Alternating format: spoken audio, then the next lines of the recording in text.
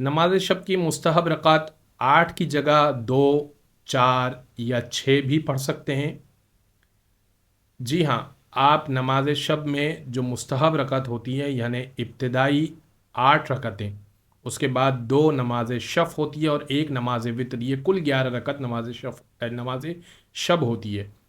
अगर कोई इसको कम करना चाहे और इसमें से 8 के बजाय मसलन 6 पढ़ना चाहे, मसलन 4 पढ़ना चाहे, तो कोई मसला नहीं, 2 भी पढ़ सकता है और नहीं भी पढ़ सकता है। डायरेक्ट वो नमाज शफ़ और वितर पढ़े तब भी उसको सवाब मिल जाएगा नमाज शब का, और बल्कि फ़कत 1 रकत वितर पढ़ लेगा तब भी उसको सवाब मिल जाएगा। साथ ही मैं ये भी अर्ज़ कर दूं कि बहुत से सारे लोग ये भी सवाल करते हैं कि क्या नमाज शब के लिए सो के उठ के फिर नमाज शब पढ़ना ज़रूरी है। इसका जवाब है कि जी नहीं, ऐसा करना फजीलत तो है, लेकिन अगर आप जाग ही रहे हैं और नमाज शब का वक्त हो गया है तो आप पढ़ सकते हैं, कोई मसला नहीं है।